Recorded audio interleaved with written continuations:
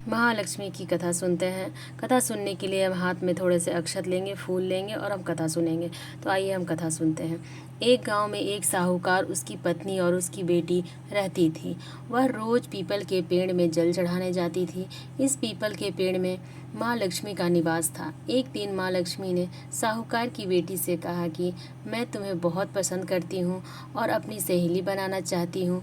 इस पर लड़की ने कहा कि वह अपने माता पिता से पूछकर बताएगी। पिता की आज्ञा मांगने पर उन्होंने इस बात पर स्वीकृति दे दी। इसके बाद माँ लक्ष्मी और वह लड़की सहेली बन गई।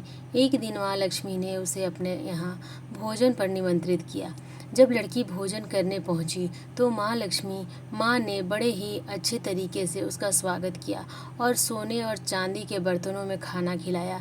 इस दौरान उस लड़की ने भी माँ लक्ष्मी को अपने घर आने का निमंत्रण दिया, लेकिन उसकी आर्थिक स्थिति ठीक नहीं थी, इसलिए वह इस बात को लेकर उदास हो गई कि वह माँ लक्ष्मी का स्वागत अच्छे से कैसे कर पाएगी। जब साहूकार ने पाया कि उसकी बेटी उदास है, तब उसने साहूकार को सारी बात बता दी। इस पर साहूकार ने उसे सलाह दी कि वह घर की अच्छे से साफ सफाई करे, मिट्टी का चौका लगाए, साथ ही माँ लक्ष्मी का नाम लेकर 4 मुखी वाला दिया भी जलाए। वह लड़की यह सब कर ही रही थी कि इतने में वहाँ एक चील आई और किसी रानी का नौलखा हार वहाँ छोड़ गई।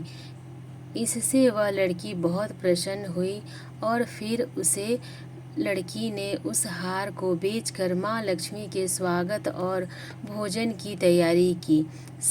कुछ समय बाद वहाँ लक्ष्मी जी गणेश जी के साथ पधारी। उस लड़की का सेवा भाव देखकर माँ लक्ष्मी उससे बहुत ही प्रसन्न हुई और उसने साहूकार के घर को धन संपत्ति से भर दिया। माँ लक्ष्मी की कथा समाप्त होती है। अब हम गणेश जी की कथा सुनेंगे। 18 पुराणों में से महापुराणों में वर्णित कथाओं के अनुसार मंगल के दाता श्री गणेश श्री की दात्री माता लक्ष्मी के दंतक पुत्र हैं। एक बार माता लक्ष्मी को स्वयं पर अभिमान हो गया। तब भगवान विष्णु ने कहा कि भले ही आप पूरे संसार में पूजी जाती हैं, आपकी पूरी संसार पूजा पाठ करता है और आपके प्राप्त करने के लिए हमेशा व्याकुल रहता है, लेकिन अभी तक आप अपूर्ण हैं। भगवान विष्णु ने यह कहने के बाद माता लक्ष्मी से कहा कि ऐसा क्या है कि मैं अभी तक अपूर्ण हूँ।